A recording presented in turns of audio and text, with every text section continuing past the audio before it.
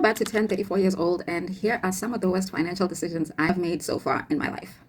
Number one is choosing to replace my first car. This still goes down as one of the decisions that I made that, looking back, I wish I wouldn't have made. At the time that I decided to buy a new car, my old car was giving me issues with my boot, and Hyundai had quoted me 7,000 Rand to fix the button. So it made so much sense for me to buy a new car instead. That costed me about 8,000 Rand a month. And don't get me wrong, I love my new car, but it's something that has set me back financially in the long term because I ended up using most of my savings to pay the car off, and then I had to start my savings from scratch. And later, when I wanted to actually make a purchase on a home, I realized that the money I used to pay off the car could have gone a long way in helping me to be able to put a big deposit on a home. The next one is buying an apartment. Now, this is something I did back in 2021, and it's still by far my biggest regret. So many things went wrong with this purchase. First of all, it was a new development, so I couldn't see the place beforehand. I just bought it because it was actually closer to my new workplace. So by the time I actually saw it, I realized it was very small. To this day, the size of the bedrooms still annoys me. And I wish I had done my research. And because I didn't do my research as well, I didn't pay my rates for about a year because I didn't even know the difference between rates and levies.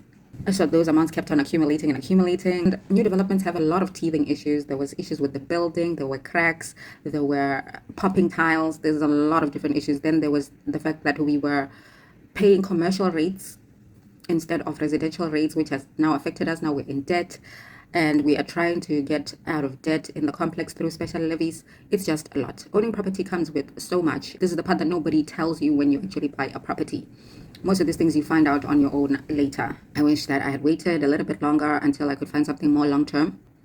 And last year, when I was actually trying to purchase a house, I couldn't qualify for the house that I wanted because I had to factor in the fact that I'm making payments on the apartment as well. I've tried to sell my apartment for the first half of this year, but all the offers that I'm getting are actually below market. So I didn't say yes to the offers that I got. I would have been essentially selling the property for way less than what I bought it for. The next one is cashing out my tax-free savings. So I had several tax-free savings a few years ago, and I got this investment without actually even understanding how it works. That was a good thing because I was investing, but the issue is that I actually withdrew the money, and this was due to a lack of education. So how tax-free saving investments work is that you are allowed to invest up to 46,000 a year and 500,000 over your lifetime. So the minute that you withdraw, although you are not going to incur any tax charges on your profits, that money that you have taken out is now being subtracted from your 500,000 over a lifetime.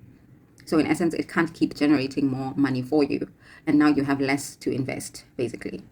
But I also still kind of don't really regret this decision because I paid off my car with that money, and the interest I was paying, the investments could not generate that amount of money anyway. So it still saved me money in the long run. And I also have a suspicion that eventually the government will also increase the lifetime limit at some point in time. So I don't believe that it's going to stay 500,000 forever. So the lesson here is that don't cash out your tax-free saving. A tax-free saving is actually supposed to be a long-term investment. And the worst thing you can do is use it as an emergency account. The last one is not starting my savings journey early. I only started saving money when I got my first job, and I only started investing a year after that because I didn't really understand investing for the longest time.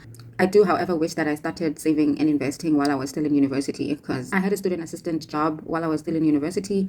I wasn't earning a lot, but I could have saved a little bit of that money as well. Especially because when I started working, I actually had 0 rands to my name, so I didn't have clothes for work. My mom had to actually go and buy me clothes on account at Truworths, so she just bought me a few outfits, and I would literally rotate those outfits every week until the end of the month on my first month of working.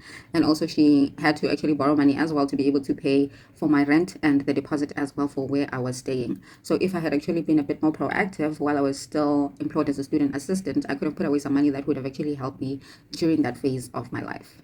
And the thing is, when you invest early, you reap the benefits of compound interest. But those are the 4 financial mistakes that I have made, and next time I'm going to be taking you through the best financial decisions that I have made so far.